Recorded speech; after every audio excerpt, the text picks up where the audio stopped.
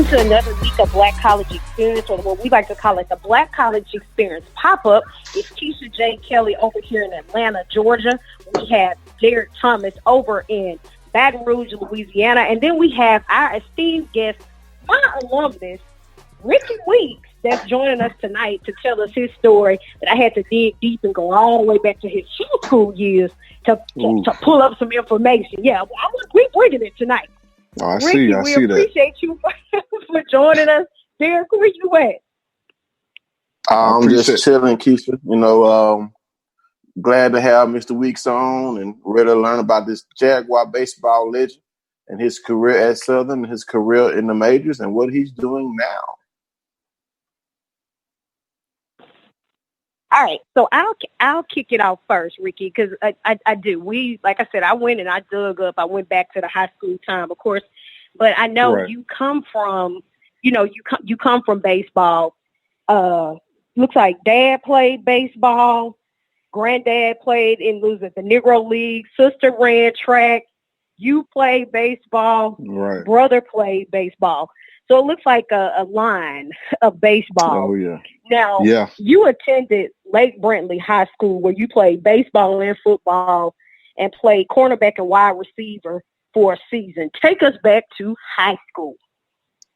Man, you know what? To be honest with you, man, high school was kind of a it wasn't the greatest time for me, just because of some social stuff that was going on with me and in my family. I'm allegedly being known, since my parents got divorced, so that was one of those times where I was a little combative, I think, and things just you either went left or right. You know what I'm saying? So from my standpoint, it was just I try to do the right thing. You know what I'm saying? So love my mom and dad, and they instilled a great foundation in me, and I think that kind of propelled me through high school. 'Cause I know that high school time for me was kind of a trying time for me, but all is all. But man, my high school was fun though. To say the least. I think for me it was the fact that obviously my dream was to play baseball full time. My dream was to get to the big leagues and things like that. So there was a lot of things that I had to do that I really had to focus on if I really wanted to fulfill those dreams. So for me it was just to go out there and try to to be the best me I can be, and try to be the best person in the community as well. Okay, so coming behind Dad and Granddad, that's kind of like big shoes to fill. That's like big shoes to fill. Right. Brother came after that. So what was that like? Because I'm sure you heard a lot of stories coming from both of them. Oh yeah, kind of relates to the time that we're living in now. You know what I'm saying? So obviously my grandfather playing back then, and it was one of those things where you hear stories about it. My family, they're real big on history, so. My dad used to always tell me, if I wanted to play the game, you got to know the history behind the game. Not just the players that you like, but you got to know the players that paved the way for certain things that happened for you in your career, or the things that you want to happen inside your career. So, for me, it was always education based behind baseball, and I think that kind of led me to, to my to my career, I guess, and kind of led me down the path of, knowing the game all the way around it, instead of just playing the game, you know what I'm saying? If that makes any sense. But for me, the stories was, you hear about my grandfather playing ball, then you hear my dad playing ball, and, the school that he went to, especially back then, it was like, okay, you had to been good to play at, Seton Hall, Stetson University, things like that. So for me, it was always a fact that I really wanted to carry the torch, fulfill my dreams at the same time, and also, be that big brother to try to lead the way, for our family as well. So, all in all, I had a great experience, and a great foundation at home, and just trying to fill those shoes. And it really wasn't nothing that it was, hard pressing on top of me, but for me, it was just the fact that they let me do what I want to do. Obviously, that comes with, you had to do the right thing and to get your schoolwork done, and then you can do what you want to do. So. They really harped on that with me, as well as my siblings. But and all in all, it's just they just let me go out there and have fun, and I think that's what I appreciate more of my success too, probably. Before I turn it to my co-host, now you headed over to Southern University, and you're going to play for Coach Kadar. Take us over to how you were recruited and how you ended up at Southern, and then I'll let Derek take it from there. Oof. Okay, long story, I guess. Man, look. So the I guess the story is I had a high school game here in Florida. But man, I wasn't highly recruited. They said I was probably too small playing that position. The coach's son was playing my position, so my 3 years of high school, I was playing outfield. So just all those factors into trying to get looked at by college and things like that. So it was an old scout. He's actually still scouting right now, Jerry Flowers. He actually went to Southern. He was in the area trying to scout a first-round prospect inside our area who I was playing against that night. And he happened to see me. I hit a line drive back up the middle, hit off the pitcher's head, and I got a double out of it. And then from there, he gives a call to Coach Kadar, telling me you might want to come put your eyes on this kid. Man, nobody knows who he is. You might want to come check him out just to see what's what. So the story went from there. And Coach Kadar came down. I had a high school all-star game that he came down to come watch, and he pretty much offered me on the spot. And it was a big time in my life that my mom and dad was still around, and they were at a point where it's in your shoes. We raised to be a man of your word, and a man to know what you want to do in your life. So it's up to you. So obviously for me, it was either go to George Washington University based off academics, and play baseball in the cold weather, and I still had to come out of pocket, for a whole lot more money, or go to Southern University, HBCU, that I already had ties to back home in Florida with my family members going to FAMU and Bethune-Cookman, which I already had the lingo for, to be around my own people playing ball, things like that. But so baseball was one of those sports that, I really wanted to play around my own people. And I think that's the main case for me going to Southern University. And, I loved every bit of it, obviously. Okay, Derek. All right. So your time at Southern University. I mean, let's talk about your career at Southern. Did you start right away, or did you have to work your way up? No, I started right away. I would look. My mindset was to come right in and it's showing what I got. You know what I'm saying? So for me, it was coming in and just proving that I can play baseball at the collegiate level. Obviously, I think the biggest thing that would help me out was I really didn't come into the situation knowing that I'm going to be the starter, so I don't really have to work that hard and things like that. But for me, it was always from day one, even from high school on, it was come in, first round draft pick, the last man on the bench, it didn't matter. You got to come in and work. So that's what I try to do and try to set an example from day one. And coming to Southern, it was a culture shock for me, to be honest with you. So man, coming from I'm a Florida boy, so coming from Florida, man, going to Louisiana with the Josephine Johnny, the Hot Boys, what I'm saying. So man, coming out there, man, I'm used to Luke and the Two Live Crew. I'm used to Trick Daddy, all them. You know what I'm saying. A little bit different vibe. But you're not just to tell my age on this phone now. I'm old now. You're not when you took it back with the Josephine Johnny. We ain't doing that. With you though. Man, I'm right with you though. You know what I'm saying? So it's all good. No, but for real though, it was just one of those things where it was a culture shock, but at the same time, it was friendly atmosphere, and that's probably the biggest takeaway that I have from playing at Southern University, which is a family atmosphere that it was. And I saw a post on Instagram. It was one of those things where it was like, if more and more of our people who are higher end athletes come to these HBCUs, I think then will the athletes behind them they'll come as well. But man, I'll tell you what, I wouldn't change it for the world. And I tell people still to this day that because I played as long as I did in the big league, not because I made it, but because I played as long as I did, that's to contribute to me going to Southern University and to being around some great people. Right. Now, I was able to find your college stats here. I mean, you were a threat. I mean, you were a threat to take it out the park. You were a threat to knock in runs. You were a threat to also steal bases. And I played baseball growing up, but I just want to make sure the HP stat, is that hit by pitch? HBP. What does HP mean? HP. Oh Yeah. man, you put me on the spot right there. Well, because when I Googled it, it said HP was hit by pitch. And it said, I mean, it could. Man. I guess different references got different stats. right. You know what I'm saying? I had So a lot of those. And it says you were hit 15 times your junior year at Southern.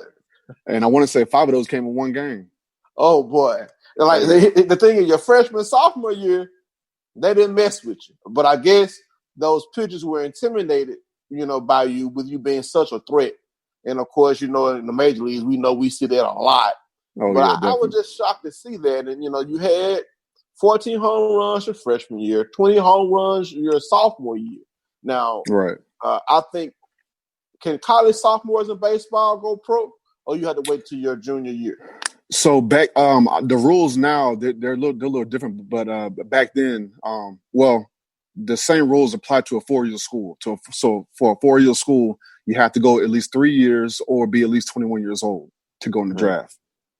If you go to a junior college, back then, and I think it's the same rule now, maybe you can go to junior college and play 1 year and then be eligible for the draft. The 2-year school.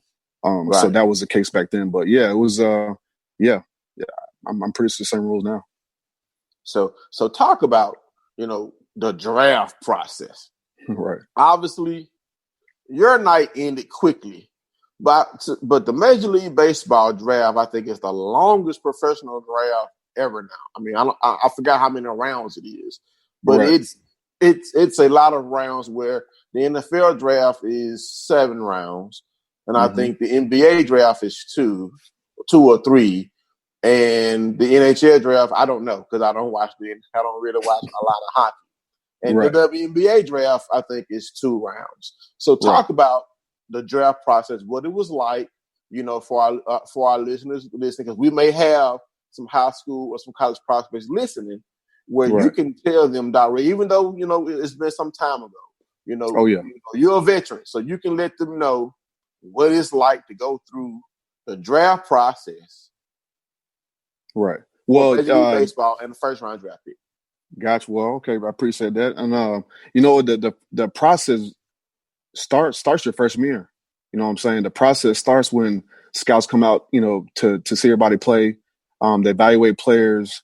I believe they start, start looking at guys in high school. Okay, who projects to go in the draft that year in high school? If not, those kids who don't go to inside high school draft, in the MLB draft, they head on to college, so they're already on somebody's radar. And then as the season goes along, everybody gets ranked. You know what I'm saying, much like they do, nowadays. But so just from year to year, guys are getting ranked and ranked and ranked. You know what I'm saying? But the heavy hitters come out. Your junior year, guys who are eligible for the draft, and that's when the real process starts. So for me, it was one of the, honestly, to this day, I don't know how I did schoolwork in my junior year because it was that intense. You know what I'm saying? It was from teams will come into the office, and back then they had like these Scantron sheets, and it was like these psychology tests, aptitude tests, and things like that, where I was filling out. I don't know. I was probably filling out a test probably once every 2 weeks for some kind of team. You know what I'm saying? So you're doing those, as well as guys. Let's be honest. Teams, if they want to spend X amount of dollars on you, they're going to find out everything that they want to find out about a player. Whether it's calling your mom. I remember going back to my roommate, and he said, yeah, he got a phone with 3 scouts because they had to ask questions about me, and he thought they wanted to talk to me, but they wanted to talk to him. So it's just one of those things where these teams they want to know the most information about every player. So from day one, and like I said, from your freshman year on, somebody's always watching, and the process itself as it played out, obviously throughout the year, since my junior year, we go on. I'm having dinners with 4 and 5, 6 teams. I'm having conversations with agents, things like that. So it was just one of those things. It was very hectic, my life. But I'll tell you what, man. Like I said, when you're in a family atmosphere like Southern University, it was one of those places where, man, the first and foremost, if you mess up, I mean, they're gonna let you know about it. You know what I'm saying? You don't have to worry about nobody trying to do something behind my back or say something behind my back. But even though, I was possibly a first round draft pick, if I messed up, man, my team was gonna let me know. And that's what I really appreciate about the whole process itself. Okay. Now you get drafted. Now who drafted you? Milwaukee Brewers, second pick, 2003 So let's talk about life in the minor leagues, because a lot of people may not know, because when you're drafted in the NBA and the NFL, you go through training camp and you're on the roster if you're good enough. Right. But draft picks in Major League Baseball, very rarely are they called up right away. So let's talk about what it was like in the minors and how did you work your way up to being called up to the major leagues. Right. Yeah. I mean, it's it's one of those things. It's you dream so much as a kid. I don't know anybody who gets to the minor leagues and just feels like they've accomplished something that they've always wanted to do. I will say this much. A lot of times you have guys who are 20th, 30th, 40 round, 40 round draft picks. When they get to minor league baseball, all they know is I might not be here too long if I don't do well tomorrow. Right. It's cut and dry just like that. I'm gonna never forget. I got signed and what they usually do with draft picks is I sign and I go down to Arizona, which is where they have their spring training at. And basically I went there for like 4 days. They want to get me in shape first, played a couple games on the rookie level team. So minor league system back then, you had rookie ball, you had short season, you had low A, double A, triple A, and then the big league. So all these different levels, depending on your baseball skill, obviously, you had to jump all these hurdles. And until you work hard and until you understand the mental capacity of playing the game of baseball and performing, on the field, man, you won't get to those hurdles. I don't care how fast you throw, how far you hit the ball, how well you field the ball.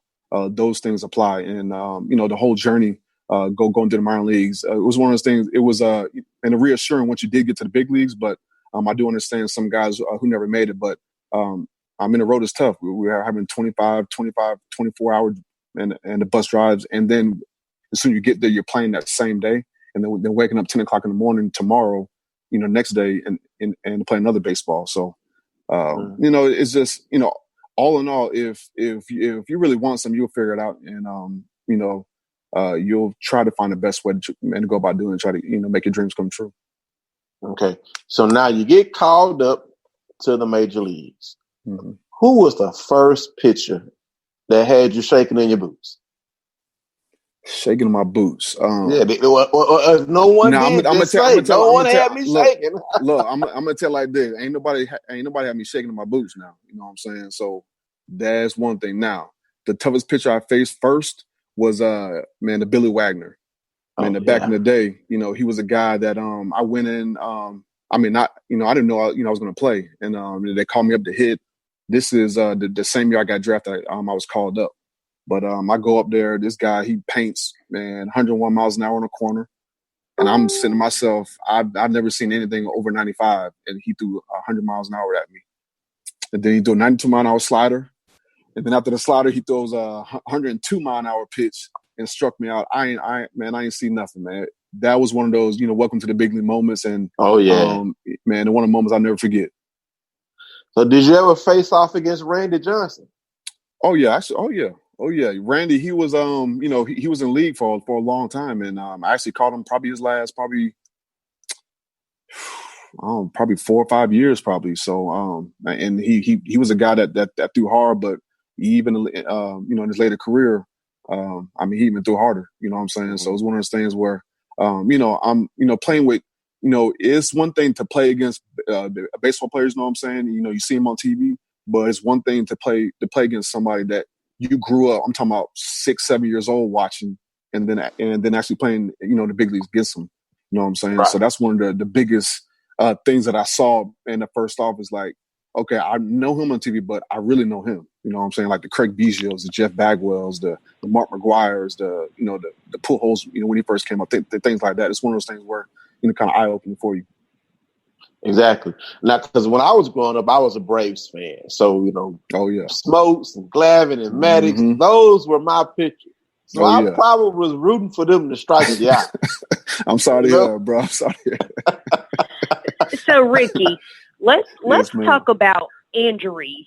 Injuries while you were playing the game. Right.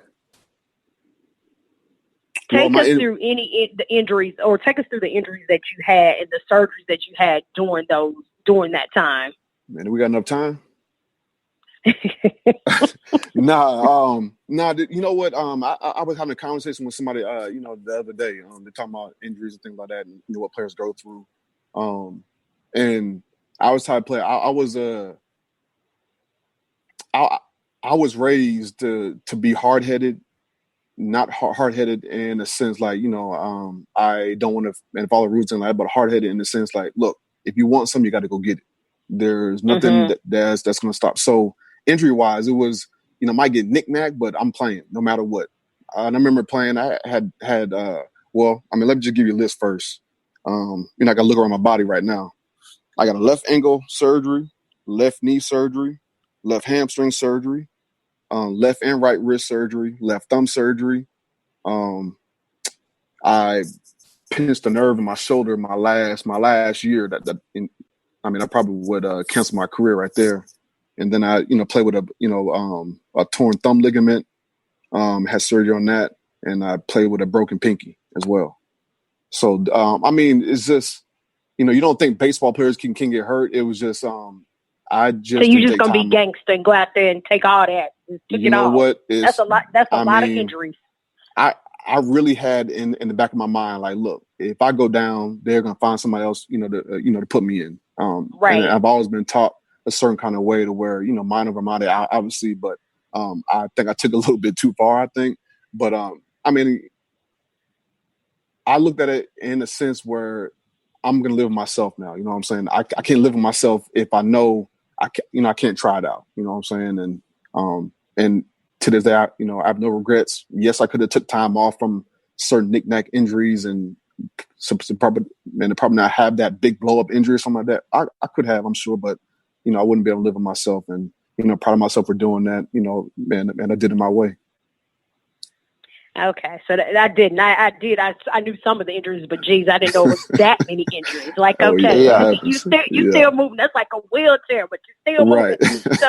So we're going from Milwaukee. Of course, we want to go through Seattle, Arizona, then Tampa Bay before we get into what you were recently awarded for and inducted into for Milwaukee. But take us through the Seattle, the Arizona, and the Tampa Bay time.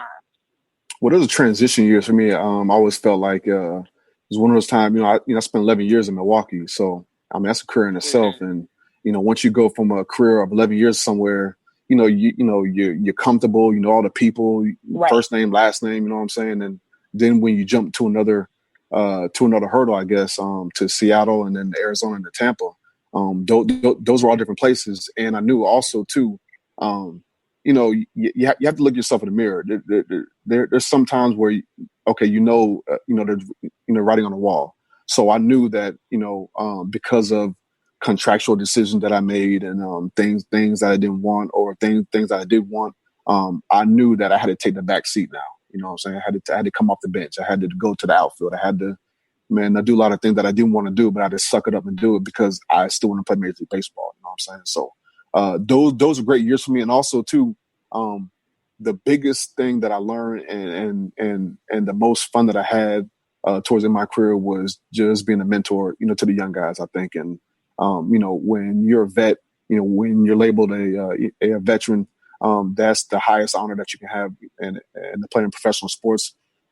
That's my opinion. And because you're able to touch lives, not only on the field, but, behind the scenes, you know what I'm saying? And telling people how to talk in front of the interview, not getting mad over certain things because it could be business interrelated, things like that. So to me, it was always a fact that, and trying to be a mentor and, in those last, 3 years there. Okay. So before we go into what you currently do, I do, because we talked about, and you keep talking about how basically Southern was an instrument. It was a tool. You're happy about, it molded you into being. at this point now, we see the Bronnies, we see the Mikeys, we see all of these kids that hop on Twitter and all these social media platforms, and they talk about considering HBCUs. Right. And we have people that will sometimes talk to them about it, and then we have other people that talk against it. In this climate right now, at this time, we know how important it is for us to all, because we're all HBCU grads, to advocate for those universities.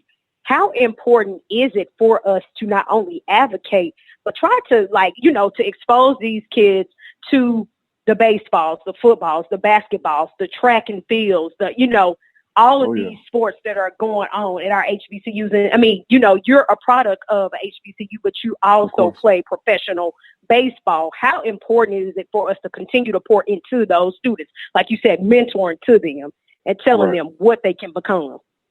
And I think it's big. I think honestly, from my standpoint, I had a little bit of a head start. I had family go to FAMU, Bethune-Cookman for all my life. My uncle played football at Bethune-Cookman, so I went to these games. I was around the atmosphere a lot, many things like that. You know what I'm saying? So it was no brainer for me to have that.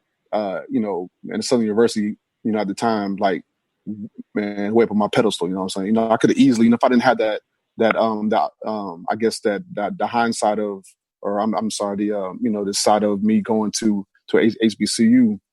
I mean, I probably went to George Washington and still been in debt or something like that, and maybe not have an opportunity, at that school, and who knows. But for me, I'm a strong advocate of HBCU only because, and not because I went there and I excelled and went to other places, but I'm an advocate for Black Americans in this country and how we need to stay together. And a lot of times, the biggest hurdle for us is staying together. You know what I'm saying? And a lot of times we talk about, let's go to HBCU or let's go do this. It's all talk sometimes. And when you get down to, I mean, let's be honest. You know what I'm saying? The PWIs, they always have that the extra money, the extra curriculum stuff that HBCU, HBCUs not that, and they might not have. So for me, it's just education. And some kids just don't know about HBCU. You know what I'm saying? Man, you grow up watching TV all day long. It's the Dukes, the here in Florida, Florida States, the Florida Miamis. You know what I'm saying? That's all we know. So if you don't know anything about it, and the HBCU, I mean, why would you go there? You know what I'm saying? So for me, it's about the education, one, and two, people who's been there to be an advocate, to step in when kids have questions or people have questions, to be able to answer these tough questions. And I wholeheartedly agree. And again, I say, we have to, because so many times we're in this space now where we say, oh, okay, well, if they can choose this school or they have these 10 schools recruiting them, why would they choose this school? And it's almost like they treat it like it's lesser than, but looking at it from your scope, when you're saying the education component first, and that's a lot of times we forget. A lot of athletes forget that's what we're in school for in the first place. We're there to get the education first in the first place, and then whatever happens after that happens after that. But a lot of times we tend to forget that's what we're in school for, and that's what we're doing. So let's go to your accolades. I'm gonna drop this. I heard you had a shoe design for you. You had a shoe design. Yeah. That was back in the day. Yeah, I had a little shoe company. Had a old stick. Okay, I feel you. But recently, the Milwaukee, the Wall of Fame. Talk about that induction that recently happened. Yeah, that's a special honor. As an athlete, a professional athlete, you go so hard throughout your career. You don't really look at, okay, I made the All-Star team. We went to the playoffs, things like that. You don't really look at it in the moment. You know what I'm saying? So that honor right there, the Wall of Honor in Milwaukee, that's one of those special honors where, as long as that building's up, my name is going to be up there. You know what I'm saying? So that's one of those accomplishments that, I really wouldn't, look back on it until I was done playing baseball. You know what I'm saying? I always knew that I was probably going to be on that, at some point because of that, the criteria that, that you need to get in. But And then once you're done playing and be able to go back, take the picture, do the camera stuff, things like that, it's special. And also too, have my family there. I mean, I couldn't ask too much more more than that. I mean, be honest. Did you cry? Did you cry? Nah, man, I ain't cry. I'm sorry. I ain't cry. I didn't cry. Oh, Derek. Okay, I want to go back to the meat of your major league career. You made one All-Star game in 2011. Let's talk about that experience and what it was like being selected, not just as an All-Star, but as an All-Star starter. Right. It felt great. And honestly, the year before, I thought I should have made an All-Star team, and so it was one of those things. Your stats were actually better in the previous year. So yeah, you're right. Yeah, but yeah, it was just one of those things. It was just one of those things where I thought I should have made it last year. So I really went hard that year to try to stay in shape, obviously, and do all that other stuff. But anyways, man, to get to All-Star game though, man, that's one of the special places that so it's about professional sports. If you're going to Pro Bowl in the NFL, if you're going to the All-Star game in the NBA, the All-Star game in the Major League Baseball, you're with the best of the best, and also to be to be considered a starter in the game. You know what I'm saying? It was special to me, and it's not only that, and my family there. It was just I was just trying to, honestly, I didn't care about the game. I was in home run derby. I didn't care about the home run derby. I was just happy to be there and just take everything, all in. And man, for me, and represent SU. You know what I'm saying? So for me, seeing everything there going on and doing the interviews and to be able to talk about my time at Southern, man, to be able to talk about my upbringing, out to my Springs, Florida, be able to talk about man, some of the things I had to go through, just to get to the spot, you know what I'm saying? All that kind of set in and, it felt good for me. Right. And another thing about professional athletes, most kids, first thing they say, I want to be a professional athlete. I'm going to be a millionaire. You know what I'm saying? Oh, yeah. And sometimes it takes a while to get there. So you were there, but let's talk about those 3 big money years. What did it feel like to just, when you saw your first big check? I mean, did you just you have been in the league for a while, so you probably what did you buy? What did you buy first? Yeah, what did you buy? Now we're going back to my getting drafted, or we talking about? Let's go. That's when you first got drafted. Man, look, the first thing I did was honestly, I don't know what the first thing I did, honestly, but I just remember doing something. I remember giving my mom. My mom didn't want to move. My dad wanted to move. So I gave him, a little bit of change, I guess. Man, I bought myself a house and a car. You know what I'm saying? That's all I did. And the rest, man, to put it away and see what happens from there. You know what I'm saying? So. Right. And after that All-Star year, you got your big contract. So you got that big contract. Talk about that process. I mean, how is it negotiating that many zeros? Well, it's funny you said that.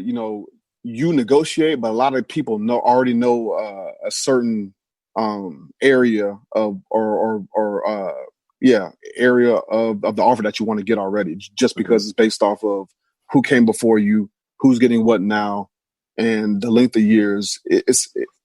I guess it's a complicated process, but if you're in, it's not really a complicated process. You know what I'm saying? Man, right. I mean, a lot of times, your agent does a lot of work. You really don't need to do too much work because they present all the facts to you. But I would look different. Mm-hmm. I'm very hands-on with my stuff, and it's funny you should say that. I was going to ask about financial literacy because you see a lot of professional athletes squandering their fortunes, and I was going to ask you, did you educate yourself on financial literacy to ensure that, hey, you know what, I want to make sure that this lasts, because most people just spend. They don't put away. So talk about that process. Oh yeah, of course. If you ask a lot of people, if they know me, I'm a type of person. If I want something, I'm going to get it. But at the same time, I'm going to sacrifice a lot of stuff to get that thing. So I'm not trying to come across as like I'm this big man on the street somewhere. You know what I'm saying? But you are exactly right about the education, of financial literacy. for me, especially being a young black male, I'm not going to say I came up from poverty. I was in the ghetto or anything like that, but you just weren't presented all the facts somewhat in the financial world. High school, I was a part of FBLA. It's called Future Business Leaders of America, I believe. And doing that. Yep, me too. Oh, you were? Me okay, too. Cool. Okay, I was in it. I was in it too. The computer science. Okay, there you go. 3 of us. Yeah. So for me, that was the beginning of like understanding life away from home. You know what I'm saying? So they put me in situations. I had to run the stock market. I had to do certain things. So I was already astute of that, but the real world is totally different, man. And I'm sure y'all know. So when the first thing for me was taxes, you know what I'm saying? So I knew about stuff, taxes. You know what I'm saying? But a tax law and how taxes work with people's finances and all that. Now that part, I'm gonna go buy a house. Yeah, but you forget about the property taxes. You know what I'm saying? You forget about the equity inside your house if you're trying to leverage something. So it's a whole lot of stuff that I just didn't know. So that's where you come into, and trying to hire a CPA and to go in at that. You know what I'm saying? And I had to educate myself. I wanted to educate myself, and I think that's the biggest thing. I think the player has to want to educate themselves so they can be able to, I guess, be a better person with their money. And I guess. Right. So are you officially retired, or do you feel like you can come back and hit some more? Look, I'm gonna tell like this. I'm officially retired. Of course, as a professional athlete, I'm a competitor. I don't think I'm too far away from coming back and trying to play. You know what I'm saying? But no, I'm officially done. I'm not playing no more. And so now, I mean, what are your goals now? What does Rickie Weeks do now? Because all those years getting your body ready to go play Major League Baseball seasons, right. You've had a couple years off. So what are you doing now? Like, how, because of course, that's one of the biggest transitions that professional athletes have. Of course. Transitioning away from the sport that they've played for so long. At first, just with your friends. Second, playing it in school to get a scholarship, and now as a career. So now, what does Rickie Weeks do now? Are you still doing anything with baseball? Are you doing anything with youth? Anything like that? Okay, where do we start? Well, first of all, I have a wife and 2 kids. I have a 3-year-old daughter and a 4-year-old son. So that takes a lot of time right there itself. I also have a foundation with my brother called the Weeks Brothers Foundation. That's basically through baseball and education. There's a lot of stuff that we want to do, but it's basically we've been doing some stuff in the community. But I think the last 2 years we just consolidated it into trying to be more efficient with our kids in the community. Try to to run camps in December to try to help promote the game of baseball through education. You know what I'm saying? So I'm doing that with that and with my brother. I'm going back to school right now. I was going back to school at Southern, but things didn't work out there. So now I'm over at Florida International, and I'm majoring in sports and recreation, sports management. Doing that, and just now, man, the great thing about now, I mean, I can do what I want to do now. So I'm playing a lot of golf, traveling, man, going back to Southern and seeing the boys on the baseball team or the men on the baseball team, and just man, they're doing me right now. Finally get a chance to do what I want. So how do they receive you? I mean, of course, they probably gonna receive you great because of who you are. But of course, legendary Coach Kadar retired, right? And then you have a new baseball coach come in. Rough year that first year, right? But boy, did the Jaguars and Coach Jackson bounce back? So as an alum, right? When you came to town, how did it make you feel to see your Jaguars back where you feel they belong? Great, man, great, and I guess you say I got a pretty good relationship with Coach Jackson as well. So, and he's done a phenomenal job. Organized, his baseball knowledge on the field is way up there. The kids are really getting taught baseball, you know what I'm saying? And I think when you're trying to, reboot a program, you have to know how to teach. And man, most people can play. Man, most people can. Man, they do a lot of things. The baseball office wise, but man, some just can't teach the game to young men. A lot of times, man, you got kids coming from all different walks of life, and they've been taught a certain kind of way. But then you want to get all these 30, 40 guys all on one accord. That's the hard part. You know what I'm saying? So he done a great job. But man, going back there now, man, and seeing the guys play, and especially last year, man, heck of a year there. Man, it's very special to me. So, do you see yourself potentially coaching? Yeah, I've been asked quite a lot. I had a couple offers. It just wasn't the right fit. I was talking to my wife a while ago, and we were just talking about things about me, man, going back into coaching and things like that. I would love now. There's one role I would love is to be a rover in baseball. That's something that they think of very well at small groups and things like that. But also, I get a chance to be home and a lot more of my family because, man, let's be honest. My last 3 years, I had my son and my daughter, and it was hard to spend that time, especially early on. Mm-hmm. I'm a big believer in setting the foundation for my kids, and what better way can you to do it, man, when they're early on in age. Right. Now, explain what is a rover. Oh, so a rover basically they're a specialized instructor, and basically if they want you to go talk to these prospects in this city here, and they're minor league affiliate. Okay, you fly there and you stay there for like a week, and then you harp on fundamentals, and you out there with shorts and shirt on, man, just like them sweating and trying to grind and trying to coach them up a little bit, and you might go from city to city. But you still have that the breakaway time where you can come back home and see your family as well. So instead of being a full-time coaching, now there's nothing wrong with that. It's just not. I don't think that's a fit for me. If you were to coach, would you do collegiate? Would you do high school? Where would you better see yourself if there were a opportunity? It's I think it's all in context. Mm-hmm. It's just one of the things.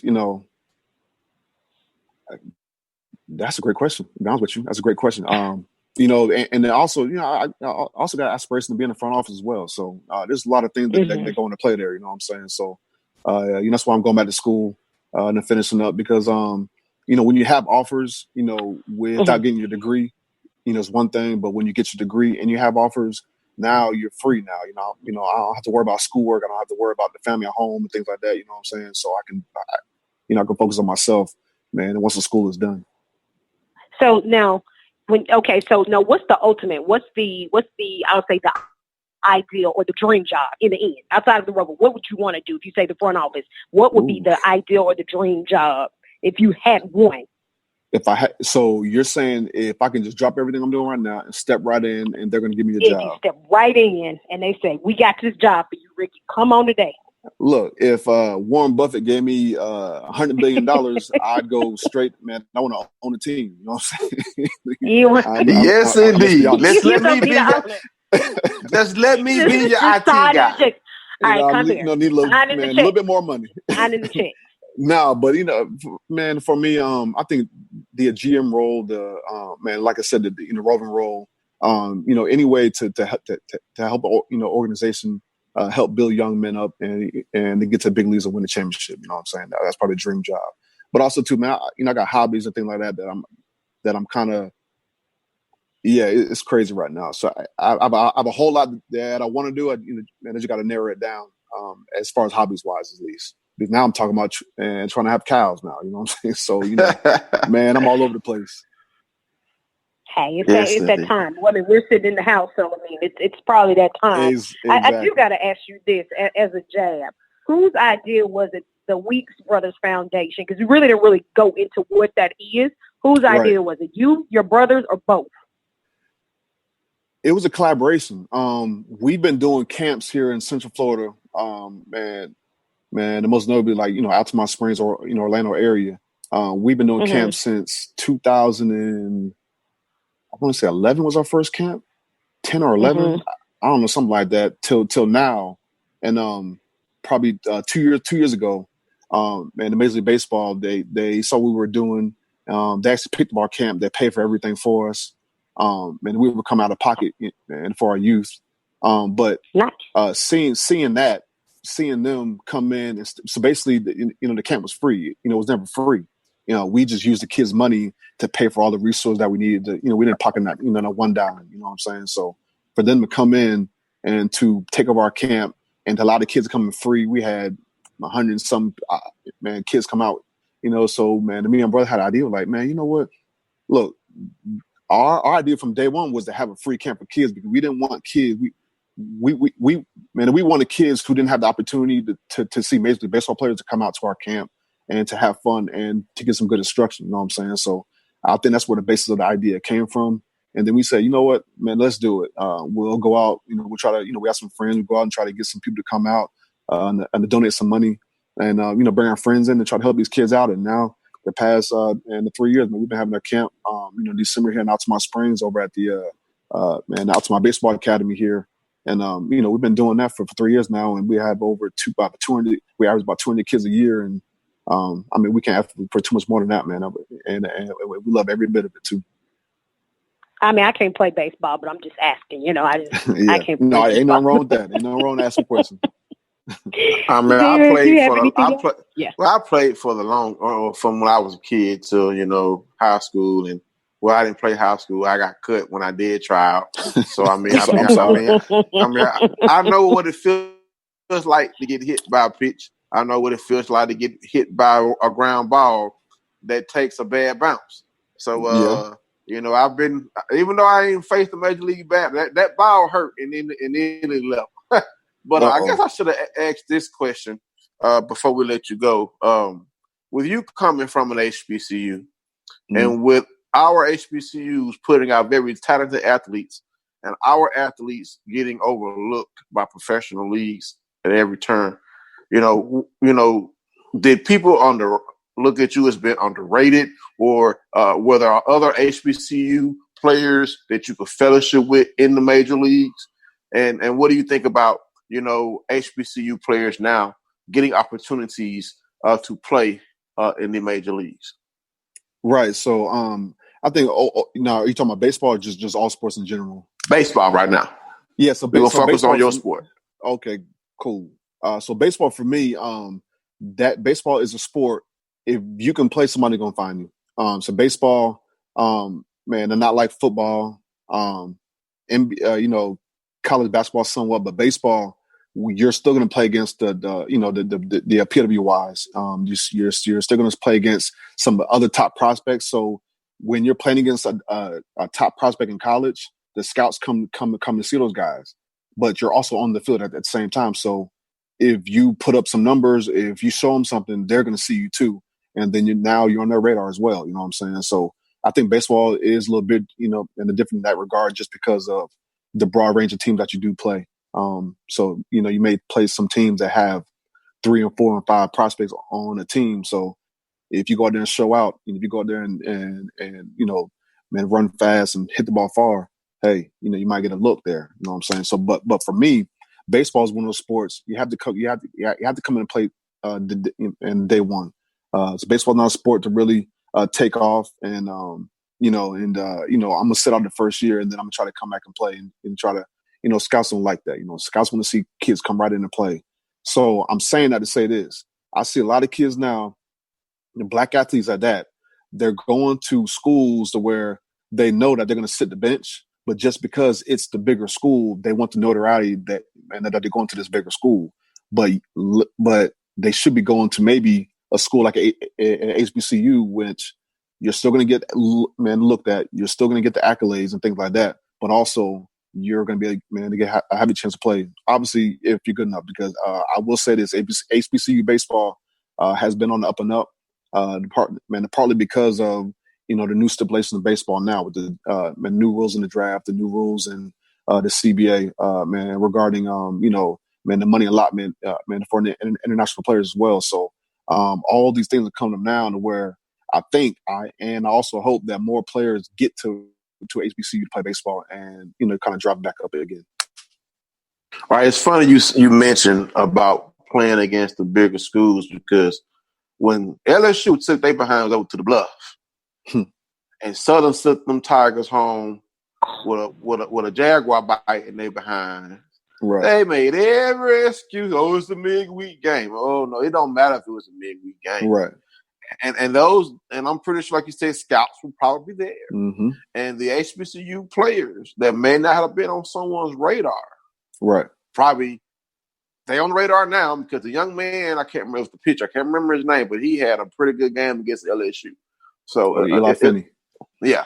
So and he had one of his best games against LSU. And when you can pitch against an SEC squad, of course, they're supposed to be the best of the best. But hey, we have some pretty good athletes out of HBCUs in the SWAC. Of course. Importantly. So, but I just wanted to ask you that question because, a lot of people, and you have a lot of these people on social media telling people to pull their kids out of D1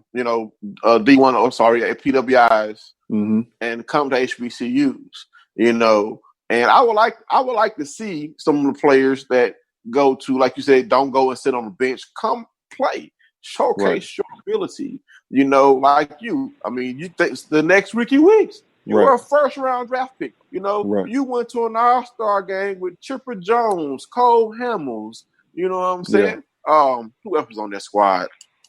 The pitcher for the Dodgers, I can't remember his name right now. Oh, man. We had everybody. Matt Kemp, Prince Fielder. And that's one thing young men need to understand. Why go sit on a bench somewhere? You're a perfect example.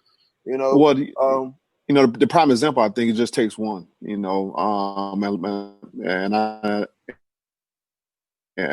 I think my 3-year gap that I was at Southern University, some article came out. We had the most draft picks out of any college in the USA. Somebody has to pull it out.